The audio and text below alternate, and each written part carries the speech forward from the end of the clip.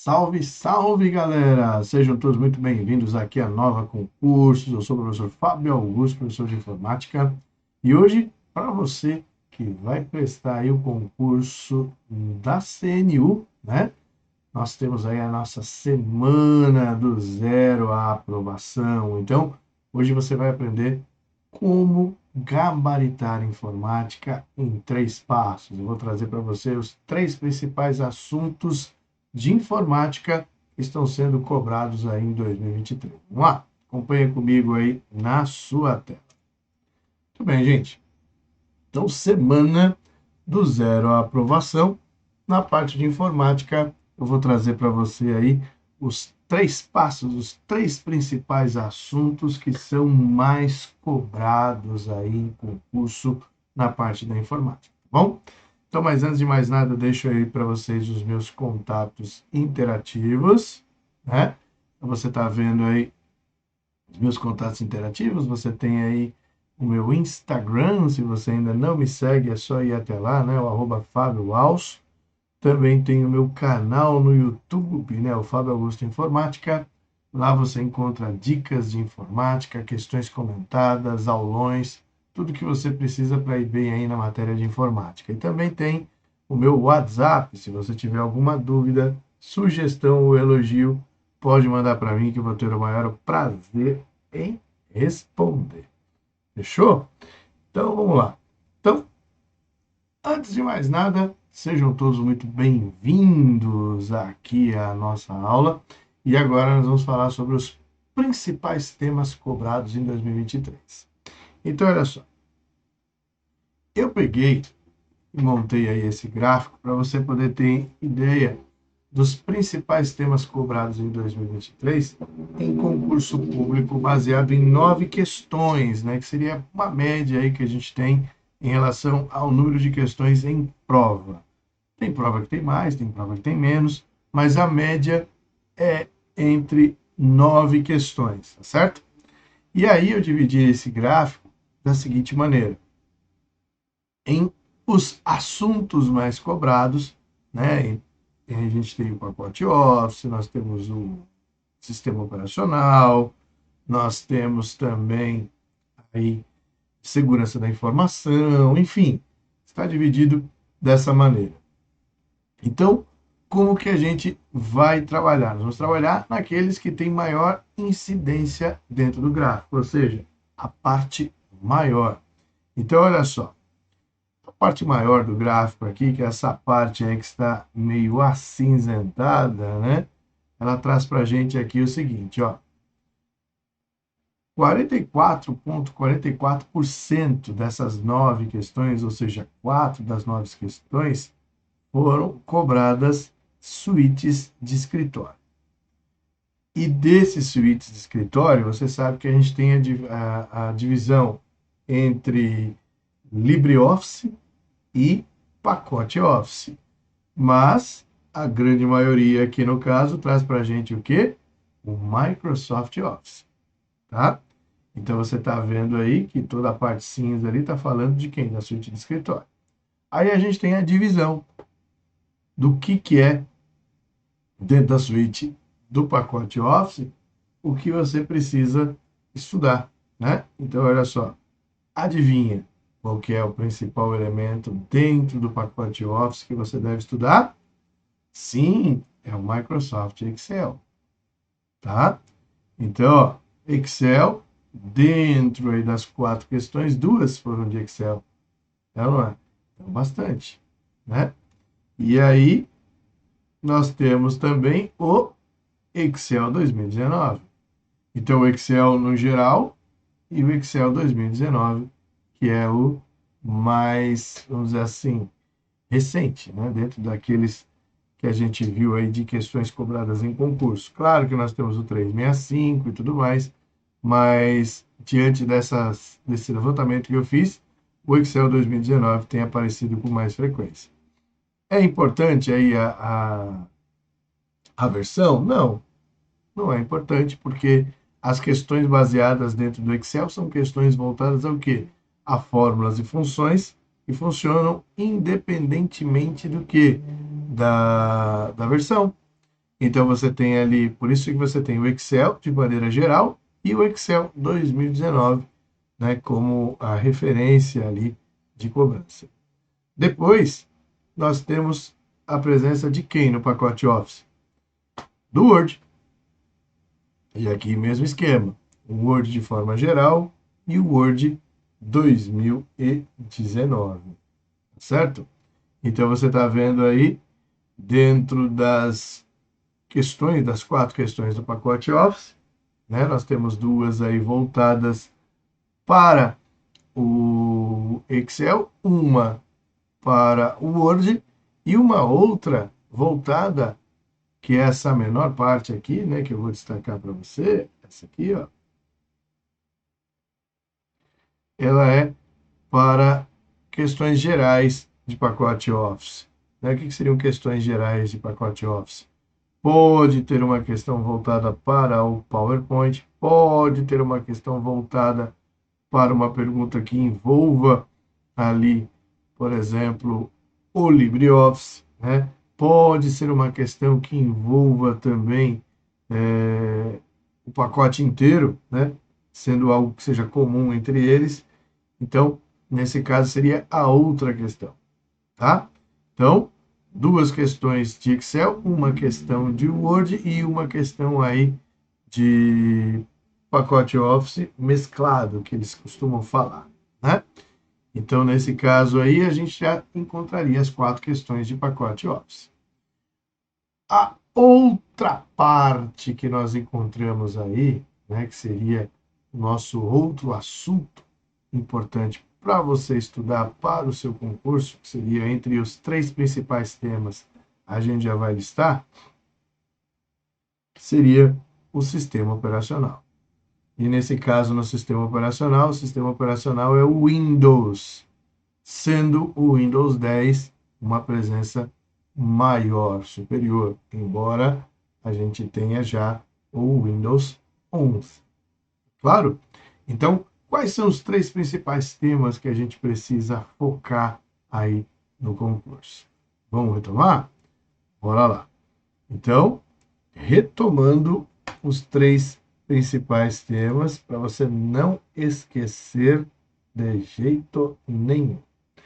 Então, tá aqui o Microsoft Office, dentro do Microsoft Office, o Excel, né? Sendo o Excel aí, no caso, na versão 2019. Depois a gente tem o Word, as questões voltadas para o pacote Office mesclado, né? E o Windows 10, tá? Então vamos separar aqui todos eles aqui. Os principais temas. O que nós precisamos estudar? Vamos estudar Excel, Word,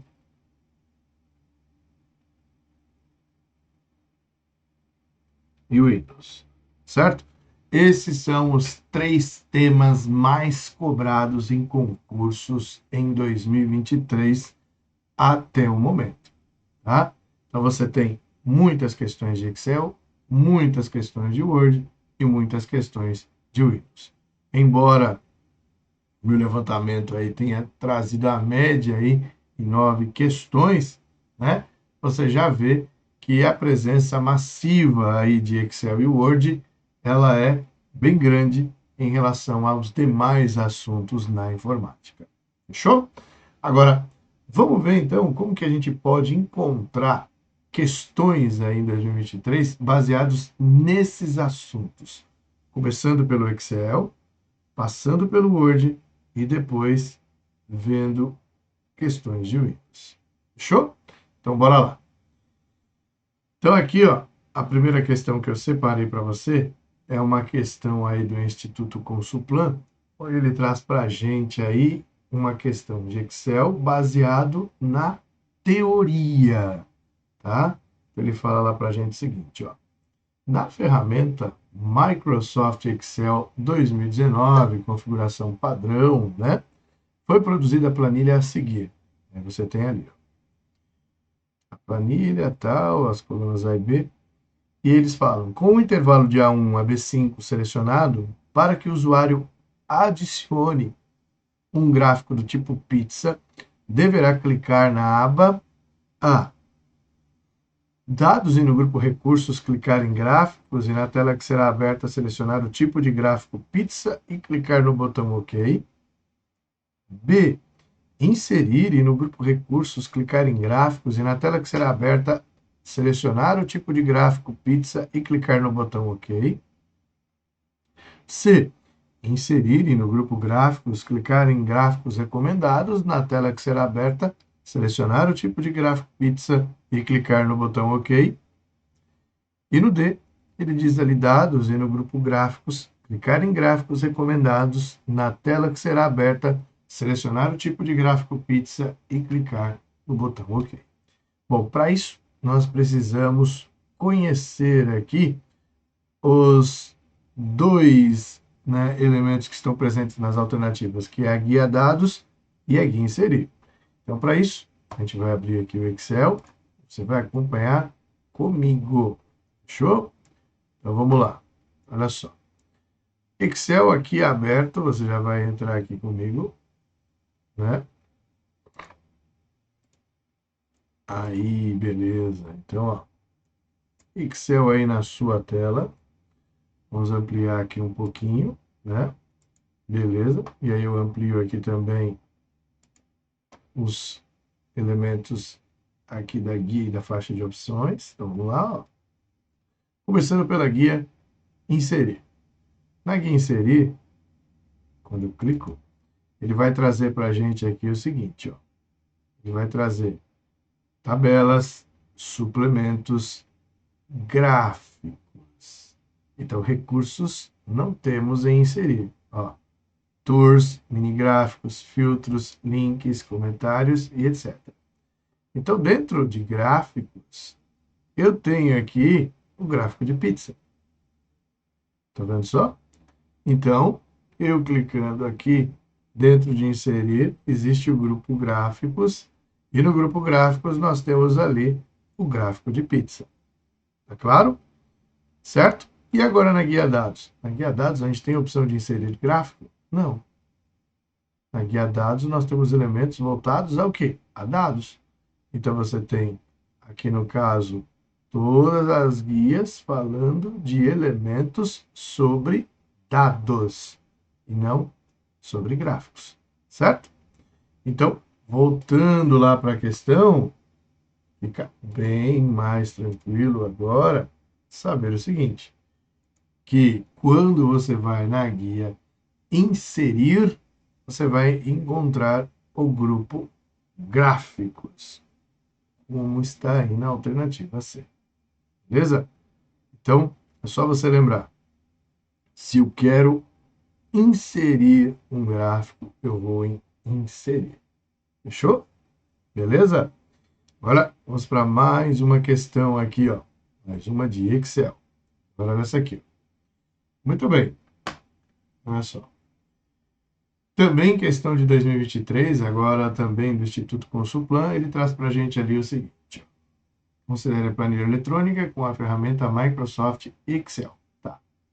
O servidor público de determinada instituição deverá criar na coluna C para cada mês uma fórmula que preencha o campo com sim ou não, caso a quantidade de atendimentos do mês seja superior ou igual à meta estabelecida na célula G1.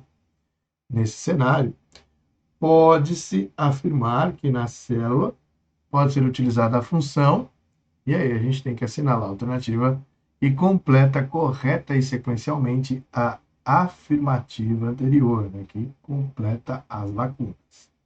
Então, o que você está vendo aí na nossa tabela? Nós temos aqui uma meta, certo? E aqui, não atingiu a meta, ele vai escrever sim ou não, se ele atingiu sim ou não. Então, a primeira coisa que a gente sabe que nós temos em cada alternativa uma das células, né? C2, C4, C5 e C3, e ele traz, respectivamente, na frente de cada uma dessas células, a função C. Primeira coisa que a gente tem que entender como funciona isso aqui. Uma função C, quando vem acompanhada ali no caso do sim e do não, ela obrigatoriamente tem que vir acompanhada de aspas, porque sim não é texto. Então, onde nós temos alternativas que está com o sim e o não sem aspa, a gente risca. Então, por exemplo, alternativa A, ó, o sim e o não está sem aspas. Alternativa B, o sim e o não também está sem aspas. A gente risca aqui as duas alternativas.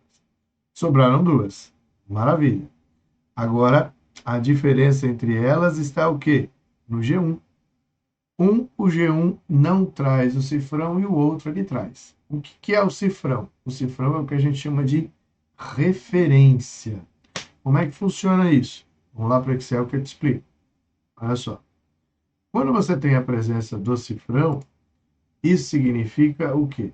Significa que você pode, no caso, travar um elemento da célula. Como funciona isso? Então, você vai vir aqui comigo no Excel, onde eu simulei aqui uma situação para você acompanhar. Olha lá. Então, você está vendo aí o meu Excel. E aqui eu montei para vocês o seguinte, ó, uma tabela, né, de itens com o preço em dólar, onde eu quero descobrir o valor em real desse produto, baseado no dólar do dia, que aqui no caso está como 5,16. Então, o que eu tenho que fazer? Eu tenho que multiplicar o valor do dólar pelo preço em dólar do produto. Então, fazendo essa multiplicação, eu chego aqui no resultado de 1.021,68 centavos. Só que aí eu quero repassar essa fórmula para os demais itens aqui da tabela. Para isso, eu posso clicar aqui na alça de preenchimento e arrastar, ou dar um duplo clique. Quando eu dou um duplo clique, veja o que acontece. Ele traz ali problemas. Por que ele está trazendo problemas? Porque ele usou como referência essa fórmula, C1 vezes o P4. Como não tem a presença do cifrão aqui em C1, o que acontece? Acontece o seguinte, quando eu arrasto, ele faz a sequência. C2 vezes B5, só que C2 é uma célula vazia. C3 vezes B6, só que o C3 é um texto, ele não sabe fazer cálculo de texto com número, o que ele faz? Escreve aqui erro valor. E aqui ficou grande o valor, porque ele multiplicou a célula C4 pela célula B7, tá? Então, é dessa maneira que ele procede na hora em que você clica e arrasta uma fórmula, uma função. Para que ele não mude, para que ele mantenha aqui, no caso, o valor do dólar, aí eu sou obrigado a colocar o quê? Uma referência chamada mista, que é colocar o cifrão antes do número. Quando você coloca o cifrão antes do número, automaticamente o Excel entende o quê? Que ele não deve mudar para a célula de baixo. Ele tem que sempre manter essa mesma célula. Então, ó, clicando duas vezes aqui, ó, automaticamente agora tudo funciona. Por quê? Por conta disso. Referência ali, ó, C1 vezes o B4, C1 vezes o B5, até chegar lá embaixo, no C1 vezes o B8. Fechou? Neste caso, voltando para cá, né? O que acontece aqui? A mesma coisa. Então, se eu vou escrever uma função aqui e vou arrastar, essa função ela tem que travar o G1. Porque se for para o G2, para o G3, né? Aí o que vai acontecer? Não vai dar certo.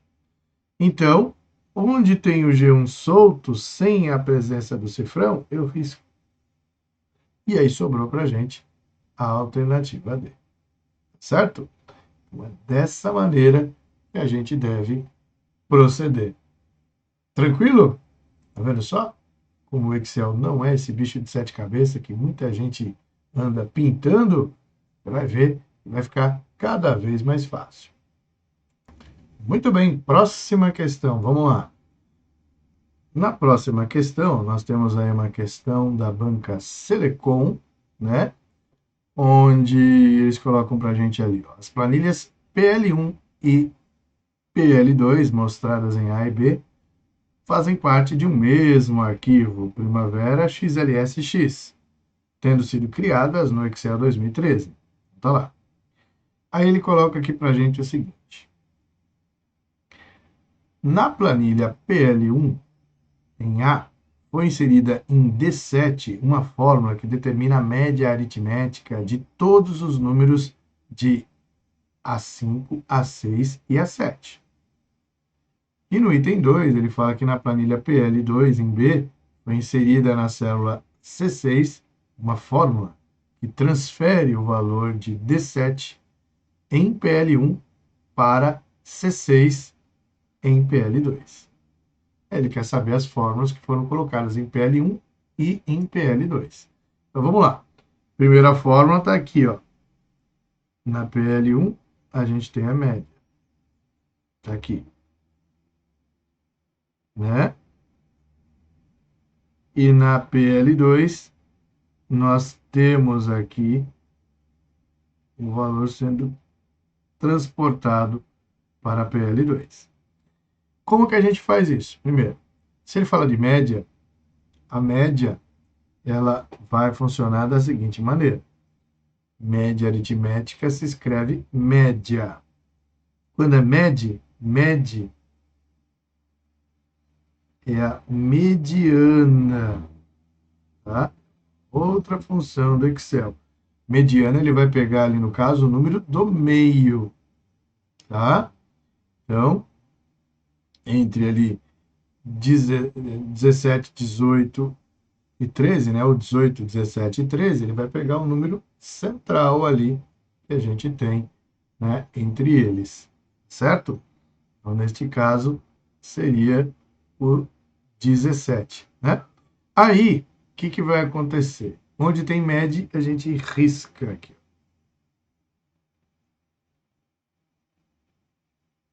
E aí a gente vai ficar só com as duas alternativas lá, tá? E aí, resta saber para a gente o que é transportar de uma planilha para outra. Mas para isso, nós vamos direto para o Excel. Muito bem, já estamos aqui no Excel. Aí, o que nós vamos fazer? Vamos fazer o seguinte. Aqui na minha planilha, que está escrito planilha 1, nós vamos escrever aqui, vou colocar aqui, ó. Vamos mudar o nome da planilha, vamos escrever aqui, dados, tá? E aqui, vamos deixar a planilha 2, tudo bem? Beleza? Aí, o que nós vamos fazer? Em dados, nós vamos colocar aqui os valores que tem lá, né? Que é o quê? 18, 17 e 13, né? Que era lá. E aí nós vamos escrever aqui embaixo a função média, igual média, tá? E vai ser o intervalo aqui de A1 a A3, vou fechar o parênteses aqui, vou dar Enter, ele vai trazer o número 16, exatamente como a gente viu lá. Só para você tirar a dúvida também, o que é a mediana, ó, igual med, olha lá, de A1 a A3, como eu falei para você, ele vai pegar o número do meio.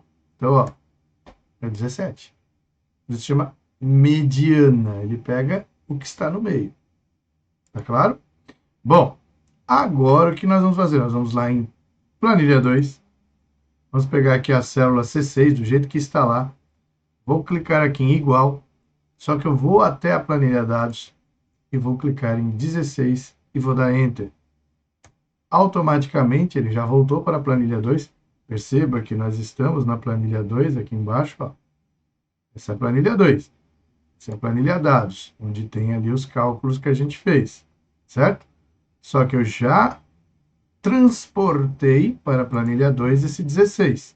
Só que como que ele ficou? Olha lá. Dados, exclamação. O que é dados? Dados é o nome da minha planilha.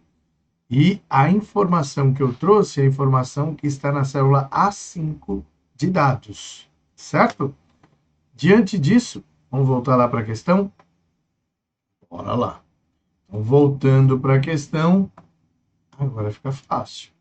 Então, quando eu faço o transporte de uma informação que está em uma planilha para outra, o nome da planilha vai vir acompanhado do quê? Da exclamação. E não de um E comercial, como está aqui, ó, na alternativa A.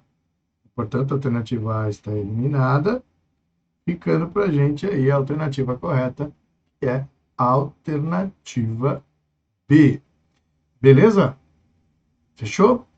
Vamos para mais uma? Mais uma aqui de Excel, onde ele traz para a gente agora novamente as referências. Vamos prestar atenção aqui no que aconteceu. Um usuário do Excel 2010 criou uma fórmula na célula C8, sendo ela igual a C, cifrão 1, mais F, cifrão 5.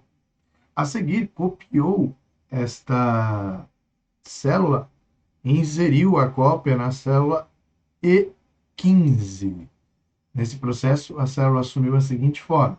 Então, agora a gente tem que aprender a se movimentar entre colunas e linhas, quando a gente tem ali uma fórmula com a presença do cifrão, né? Com a presença da referência. Então, é fácil. A gente coloca aqui coluna C, depois vem a coluna D, e depois vem a coluna E, certo? Nós estamos na célula C8, e ele quer ir lá para a 15. Então, 8, 9, 10, 11, 12, 13, 14, 15. Ele quer vir para cá. Tá? Então, ele está aqui em C8, onde ele traz igual C, cifrão 1, mais F, cifrão 5. É isso que a gente tem lá, certo? A presença do cifrão determina que um elemento está travado. E conforme a gente já viu hoje, o cifrão antes do número trava o número, certo? Então eu sei que vai ficar de qualquer maneira 1 e 5, tá?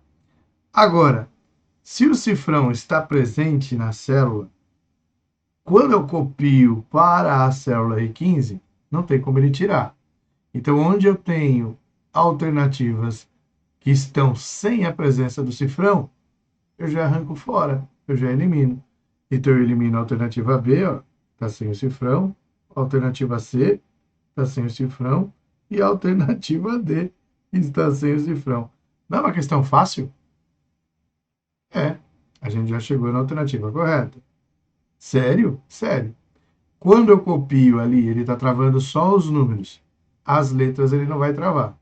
Então, se eu estou saindo daqui de C8 com a letra C, andando duas colunas para a direita, C vai virar E, né? Aí eu continuo com o cifrão.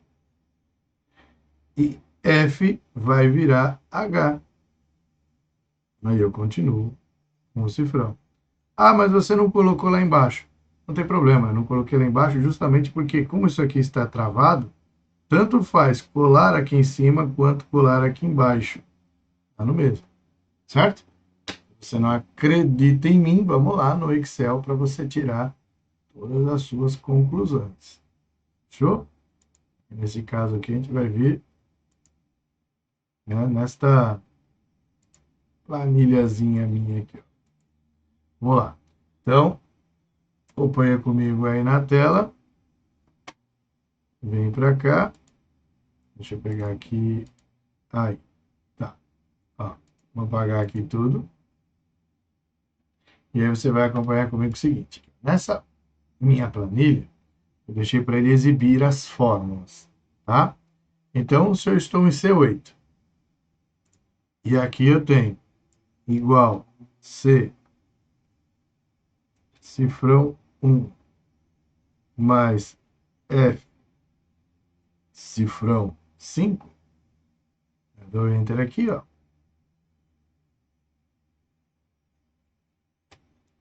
E aí eu vou copiar para E15, não é isso? Aí eu venho aqui, ó, Ctrl C, e eu vou lá para o E15. Ctrl V. Como ficou? Olha lá. E1 mais H5. E se eu copiasse para E10, como ficaria? A mesma coisa. Como ele está travado número 1, aí ele vai trazer dessa maneira. Agora vamos tirar a trava só para a gente ir fazer o teste? Se aqui não tivesse a trava. Ó, aí eu poderia arrastar para baixo, ele iria mudar. E2, E3, E4, tá vendo? Agora veja esse daqui. Se eu arrastar para baixo, olha o que acontece. Nada, ele continua sendo E1. Perfeito? Então a presença do cifrão determina ali o que vai estar travado de qualquer maneira. Fechou? Vamos voltar lá para a questão? Então, voltando para a questão, a gente já matou a questão, né? Questão bem fácil, né? Alternativa A. Agora vamos para mais uma questão. Nessa questão aqui, nós temos o seguinte, ó, uma banca que também traz as características do CESP e Sebrasp. Essa banca aí é a IGEDUC, tá? Traz para a gente ali o seguinte, julgue o item subsequente. Aí ele fala, no intervalo entre as células A1 até A3 do Microsoft Excel, foram inseridos os seguintes valores, respectivamente: 445, 617 e 899 na célula, aí, no caso, A5, foi inserida a fórmula. Se a média de A1 a A3 for menor que A2 dividido por 2, viável e inviável. Assim, é correto afirmar que em A5 foi exibido o valor de 653,67. E aí eu te pergunto, essa afirmação ela está certa ou ela está errada? Bom, primeira coisa que a gente deve fazer em toda a função C, toda, sem exceção, é separar quem é quem dentro da função C, ou seja, quem é a condição, quem é o valor verdadeiro e quem é o valor falso. É isso? Então vamos lá. Condição. A condição é sempre uma comparação, não é? Então é se a média aqui no caso for menor do que a 2 dividido por 2. Isso é a condição. Depois nós temos o valor verdadeiro e depois nós temos o valor falso. Certo? Beleza? Aí o que acontece? Acontece o seguinte, numa função C, a condição vai determinar o que vai aparecer, se é o valor verdadeiro ou se é o valor falso. Se a condição for verdadeira, vai aparecer o valor verdadeiro. Se a condição for falsa, vai aparecer o falso. Então, em nenhuma situação vai aparecer este valor aqui. Como não vai aparecer, professor? Não vai. Porque ou vai aparecer escrito viável ou vai aparecer escrito inviável. Então, neste caso, a afirmativa ela está o quê? Errada. Tá? Então, não vai ser exibido este valor 653. Vai ser exibido aí, no caso, ou viável ou inviável. Beleza? Tranquilo? Agora vamos para a próxima questão aí que eu separei para você. Essa é da banca objetiva, traz para a gente o Excel 2019, conforme a gente viu aí num dos assuntos mais cobrados. Eles colocaram assim, considerar a tabela abaixo formulada a partir do Microsoft Excel 2019 e assinalar a alternativa que apresenta corretamente o resultado que será obtido na célula C2 após o usuário confirmar a fórmula inserida. Então, qual é a fórmula inserida? Mod. O que é mod? Mod é uma função do Excel que traz o resto da divisão.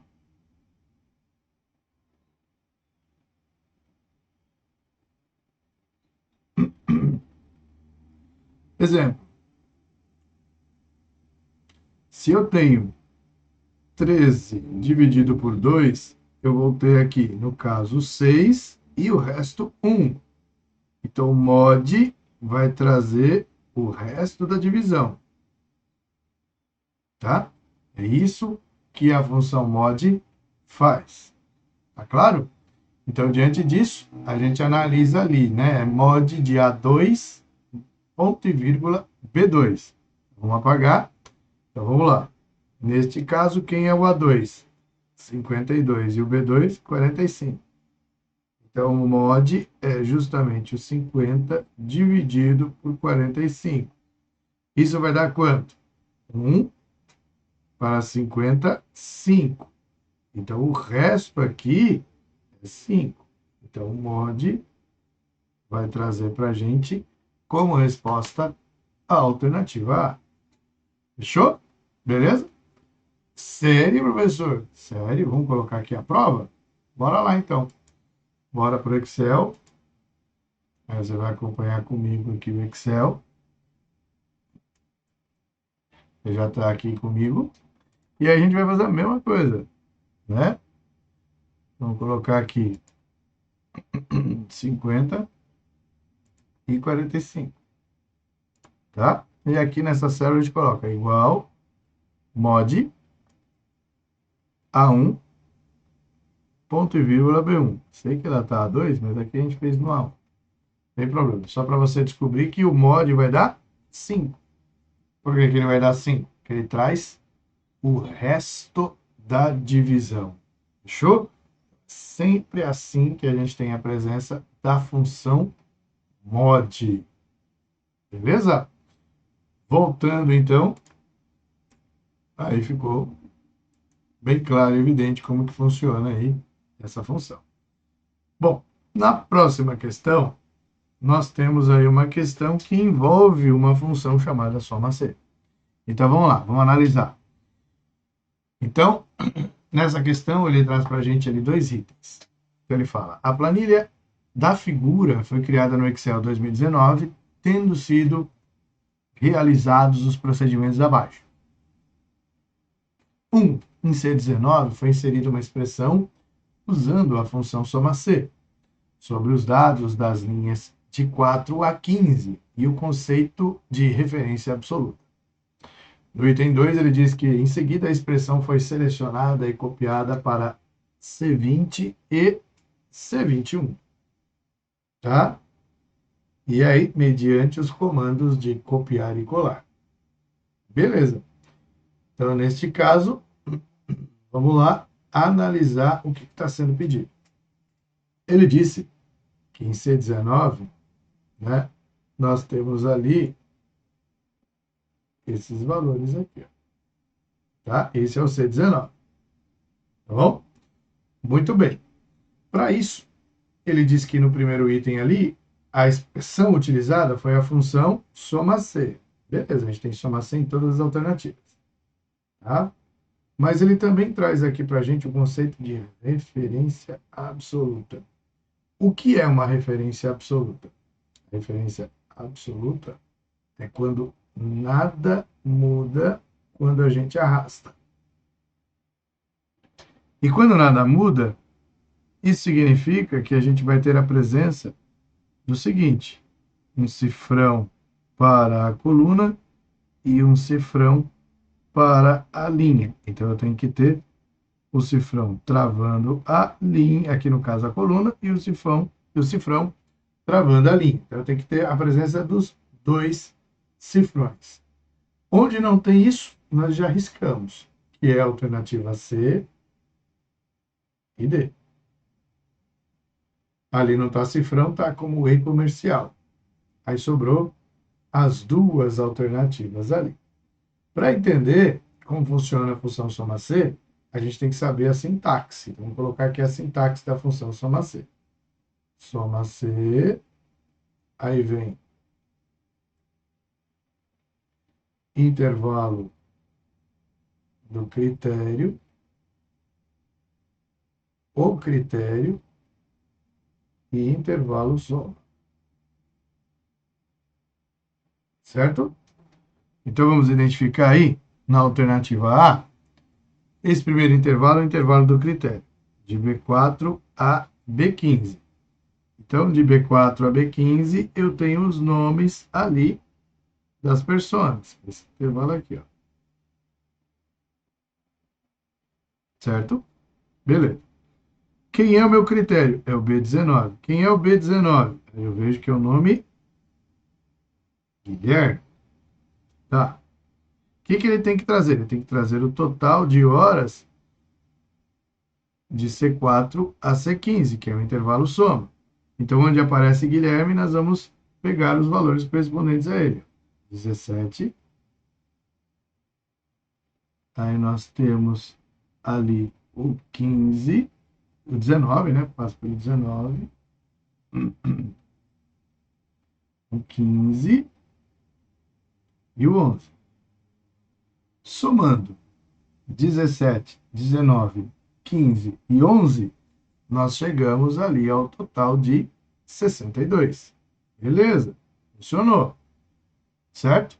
Como está com a referência absoluta, ao arrastar, e em B19 não está, aí ele vai fazer B20, aí ele vai fazer da Juliana. B21, aí ele vai fazer da Elizabeth. Certo? Por que não pode ser a alternativa B? Porque aqui, ó, tá C5 e tem que ser C15 para terminar o intervalo inteiro. Percebe? Então, a alternativa correta, alternativa A. Então, a partir do momento que a gente tem a presença ali de um intervalo, esse intervalo tem que ser um intervalo total, não pode ser parcial. Então, o intervalo de C4 a C5 seria pegar só o Guilherme e a Juliana aqui. Esse é o intervalo de C4 a C5. Agora, o intervalo de C4 a C15 vai até lá embaixo, na Elizabeth. Fechou? Deu para entender como é que funciona aqui? Fácil, né?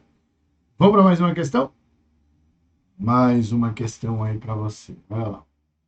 Também trazem itens ali para a gente poder analisar. Olha que bacana. Ele coloca lá. A planilha da figura foi criada no Excel 2019, tendo sido executados os procedimentos listados a seguir. Você está vendo lá. Em D2 foi inserida uma expressão que determina a soma dos valores das células A2 e A6. No item 2, ele diz que em D4 foi inserida uma expressão usando a função menor, que determina o menor valor entre todos os números mostrados nas células A2, A3, A4, A5 e A6. Em 3 foi inserida a expressão se mod de D4, ponto e vírgula D2 for igual a 1, Palmeiras Imperiais ou Central Park. Nessas condições, as expressões inseridas em D2 e D4 e o conteúdo mostrado na célula D6 são. Então, vamos lá. Aqui ele já está trazendo para a gente a somatória. E aqui ele já está trazendo o número menor. Beleza. Agora eu preciso saber o seguinte. Qual alternativa traz as duas respostas para depois eu fazer a da função C? Primeira coisa que a gente tem que observar. Ele disse que foi a soma dos valores de A2 e A6. E no Excel é ponto e vírgula. Então é A2, ponto e vírgula, A6. Onde não tem isso, a gente risca. Então a gente risca a alternativa A, que está trazendo 2 pontos. A gente risca a alternativa C, que está trazendo 2 pontos. Ficamos com duas alternativas, certo?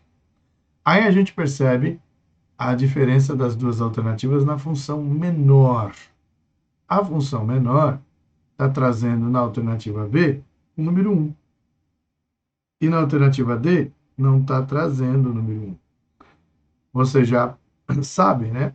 Quando você tem uma função menor, ela tem que vir com o intervalo, por exemplo, ponto e vírgula, e a ordem que você quer. Que pode ser 1, pode ser 2, pode ser 3, não importa. Esse número aqui significa a ordem. E é obrigatório. Não é opcional. Nesse caso, o 2 seria o segundo menor. Mas como ele quer um menor valor, O menor valor é o primeiro menor. Então, o número 1, ele é obrigado a estar presente.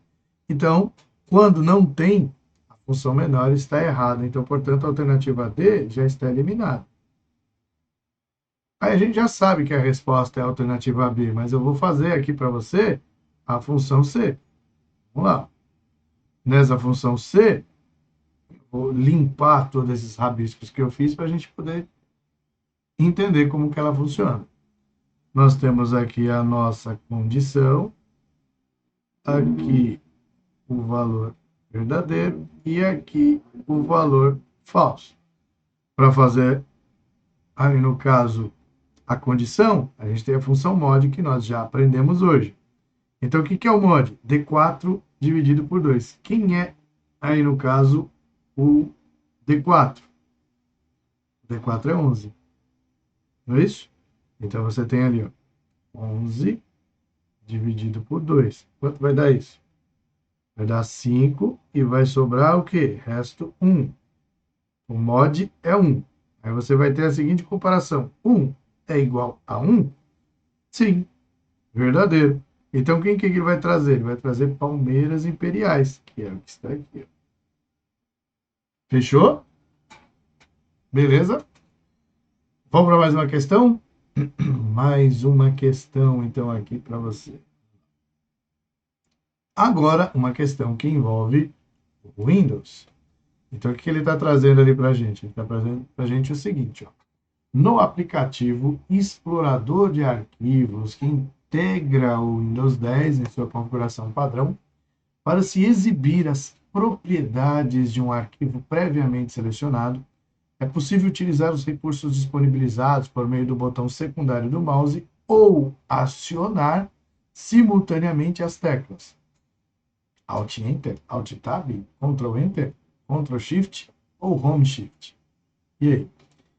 Para você entender o que é a folha de propriedades, a gente vai direto aqui para o meu explorador de arquivos. Então, vou abrir aqui o meu explorador de arquivos e você vai acompanhar comigo aqui na tela. Tá?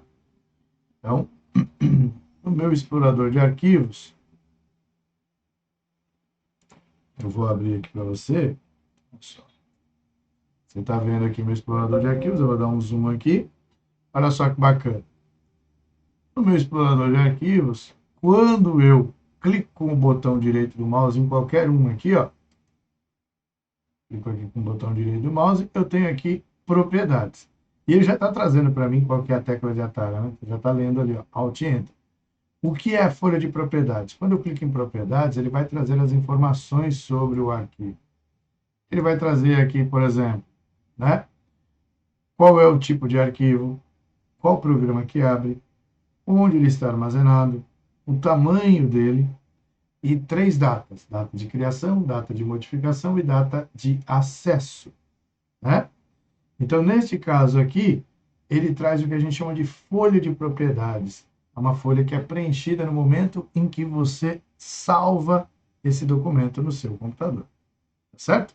Salvou o documento no computador, automaticamente essas informações são trazidas.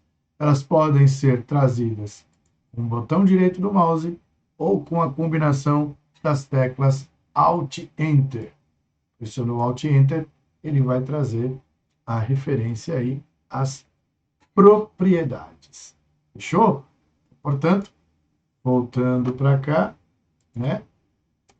A alternativa correta que a gente tem aí realmente é a alternativa A.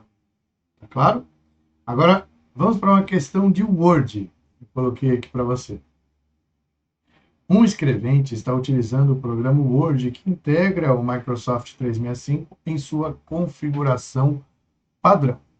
Para elaborar um documento de 4 páginas, cuja orientação inicial está em modo retrato. Desejando melhorar a visualização da tabela, que ocupa a 4ª página do documento, ele decide ajustar a orientação dessa página para o modo paisagem. Com esse objetivo, a primeira ação a ser executada pelo escrevente deverá ser inserir no final da 3ª página do documento a adequada quebra de... Vamos lá. Quebra bloco, coluna, linha, margem ou seção. Então vamos lá. Primeiras coisas que a gente precisa saber que existem no Word. Nós temos dois tipos de quebras. Quebra de página e quebra de seção. Certo? Acontece que em página nós temos três tipos. São elas: a própria página, coluna e o que ele chama de disposição do texto. E a quebra de seção traz próxima página,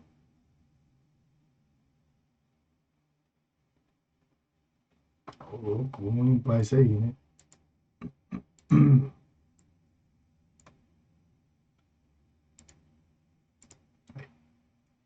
Então, traz próxima página.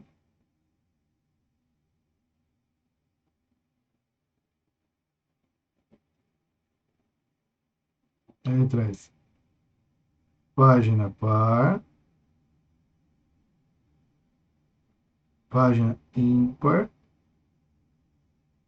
e, aqui no caso, ele vai trazer o quarto item,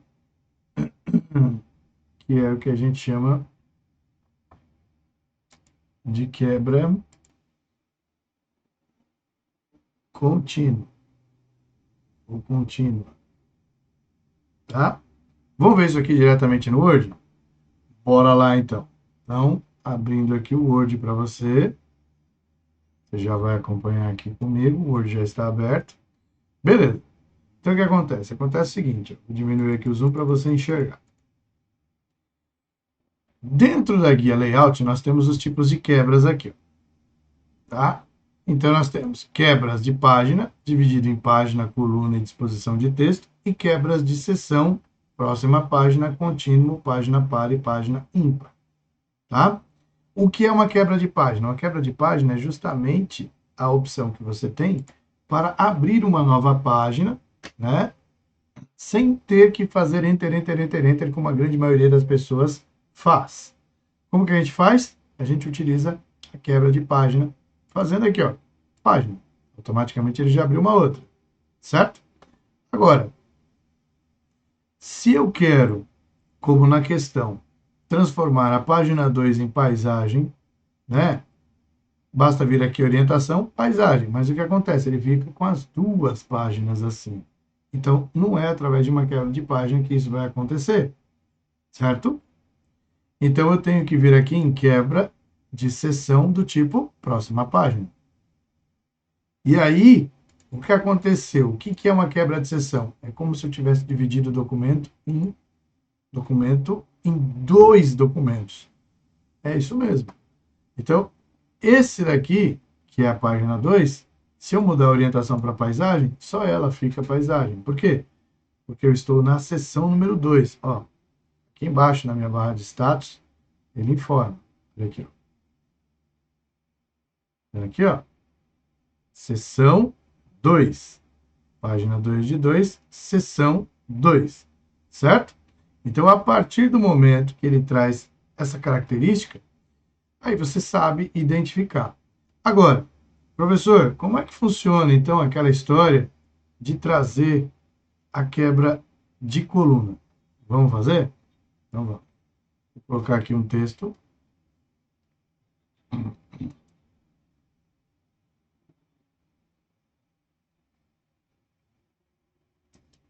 Olha lá.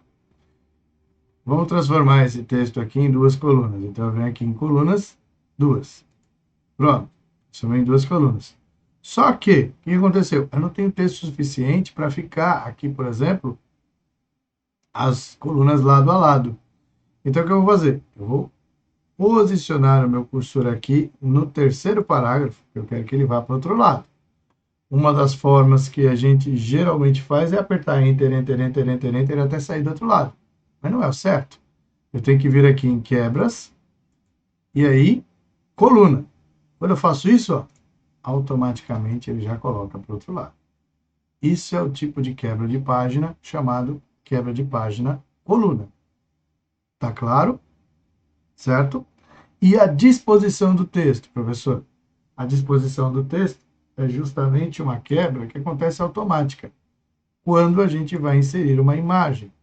Por exemplo, vamos pegar aqui uma imagem qualquer. Por exemplo, essa flor aqui. Eu vou inserir, ele vai inserir lá, ó. Aí, à medida em que essa imagem é trazida, o texto foge, tá vendo? Certo? Aí, quando eu vou aqui em Layout, ele traz aqui pra gente, ó, a quebra automática do texto, que é a disposição do texto, onde eu escolho como que eu quero o comportamento da imagem. Quadrado, através, justa, aí, ó. Vendo que legal? Aí a imagem ela pode se adequar ao que está escrito. Beleza? Então é dessa maneira que a gente tem aí a quebra do tipo disposição do texto. Então, voltando para a questão, voltar lá, aí fica mais fácil a gente identificar a alternativa correta. Se ele quer mudar a orientação da página, então ele só pode usar a quebra de seção. Não existe bloco, não existe linha, não existe margem. Existe coluna, mas aqui é uma quebra de página. Está aqui. Fechou? Beleza? Tá tranquilo? Muito bem, meus queridos. Então, agora a gente precisa fazer o seguinte, né? Vamos para mais uma questão que eu separei aqui para você, tá? Essa aqui. Mais uma agora de Windows. Então ele fala lá para a gente o seguinte, ó. Usando o explorador de arquivos do Microsoft Windows 10 e sua configuração padrão, um usuário tem 3 arquivos em uma pasta: relatório docx, controle xlsx e apresentação pptx. Esse usuário selecionou o arquivo relatório docx e pressionou a tecla del. Em seguida, selecionou o arquivo controle xlsx e, clicando com o botão invertido do mouse, abriu o menu de contexto e selecionou a opção apagar. E finalmente selecionou o arquivo apresentação pptx e pressionou as teclas Shift mais del. Considerando que quaisquer solicitações de confirmação foram aceitas e que as operações foram executadas com sucesso, assinale a alternativa que indica qual ou quais arquivos estarão disponíveis para a recuperação na lixeira do Windows. Então, ele traz lá as alternativas, né? Alternativa A, nenhum dos arquivos. B, relatório docx e controle xlsx e apresentação pptx. Relatório docx e controle. Relatório e apresentação ou apenas controle. Bom, tecla del é a tecla para apagar, não é isso? Então, ele apertou aqui a tecla del. Então, o arquivo relatório foi para a lixeira. Depois, ele selecionou o arquivo controle e clicou com o botão direito do mouse, que é o botão invertido, e foi na opção apagar, que é a mesma coisa que del. Então, foi para a lixeira. Quando ele foi em apresentação pptx e usou a combinação Shift-del, Shift-del manda para a Nárnia, ou seja, não vai para a lixeira, vai para a exclusão permanente. Então, isso quer dizer o quê? Que somente os 2 arquivos foram para a lixeira, que é o relatório docx e o controle xlsx. Fechou? Beleza? E agora você, que precisa se preparar para esse concurso nacional unificado e não sabe como se preparar de maneira eficiente, então, olha o que a Nova preparou para você. Olha só. Concurso Nacional Unificado. Então, você tem ali, ó, o preparatório para o concurso nacional unificado, onde a Nova traz para você ali o seguinte, ó, o conteúdo abrangendo os 8 blocos temáticos do certame. Vai trazer o PDF complementar com as informações do concurso.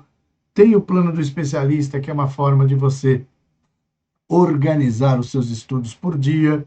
Você vai ter direito aos slides da aula, você tem a tutoria especializada para tirar as suas dúvidas, você pode baixar o áudio das aulas e todas as aulas são feitas com professores especialistas. Olha só? E a Nova está dando um super desconto de R$ 997 por apenas 12 parcelinhas de R$ 24,90. Ou, se você quiser pagar à vista, R$ 298,80, você já está com o seu curso preparatório, aí no caso do concurso nacional unificado. Então, aproveite aí os 70% de desconto, não deixe para depois, o edital está prestes a sair. O quanto antes você começar a estudar, melhor para você. Fechou? Muito bem, meus queridos alunos. Então, voltando para cá, quero agradecer mais uma vez a presença e participação de todos vocês. Muito obrigado. Espero que de alguma maneira eu possa estar aí contribuindo para você sanar toda e qualquer dúvida que você tenha em Excel, no Word ou no Windows, que foram os 3 principais temas que a gente conheceu hoje. Fechou? Então, vou parando por aqui.